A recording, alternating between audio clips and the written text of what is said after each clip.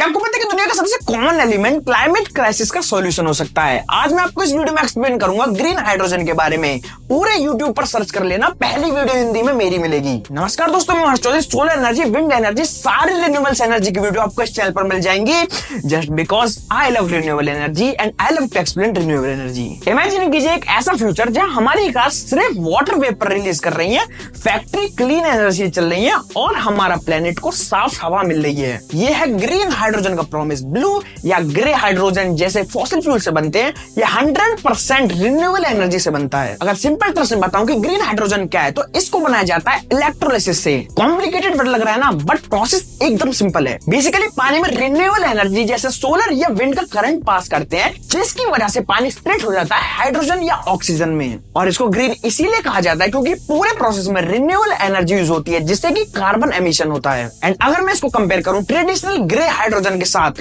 तो traditional grey hydrogen 1 ton hydrogen बनाने में 10 टन CO2 रिलीज करता है। मतलब ये इतना पॉल्यूशन करता है कि अगर आप अपनी कार से अर्थ के 40 चक्कर लगा लेते हो, तब जाके इतनी CO2 रिलीज होगी। और इसका बेस्ट पार्ट क्या है, ग्रीन हाइड्रोजन यूज करने के बाद सिर्फ क्लीन पानी निकलता है। No pollution, no greenhouse gases, सिर्फ H2O। अब बात करते हैं कि इसको यूज कहां करते हैं, और एप्लीकेशन इतनी ज्यादा अमेजिंग है कि आप हैरान हो जाओगे। अगर इसका ट्रांसपोर्टेशन में यूज करें, तो हाइड्रोजन फ्यूल सेल व्हीकल को मिनट में रिफ्यूल कर सकता है और रेंज भी पेट्रोल कार जितनी ही देता है।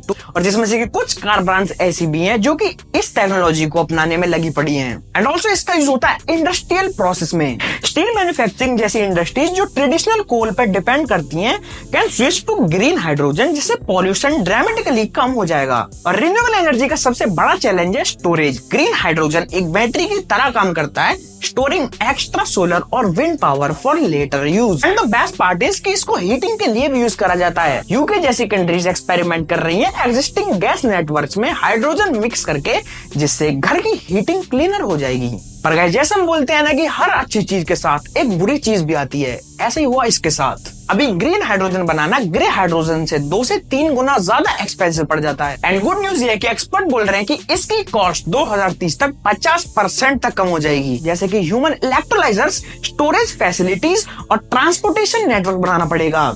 और यूरोपियन यूनियन ने 2030 तक 40 गीगावाट इलेक्ट्रोलाइजर्स इंस्टॉल करने का प्लान भी बनाया है, जिसके साथ मैं ये बोल सकता हूँ कि इसमें हमको हमारा फ्यूचर बहुत ज्यादा प्रॉमिसिंग लग रहा है। और वर्ल्ड वाइड गवर्नमेंट्स भी इसको अपने क्लाइमेट चेंज प्रोसेस में इंक्लूड कर रही हैं। सो इससे हमको क्या समझ में आता है कि ग्रीन हाइड्रोजन सिर्फ एक रिन्यूएबल एनर्जी का सोर्स ही नहीं है, वो हमारे क्लाइमेट चेंज से फाइट करने की एक मशीन भी है। And that's all.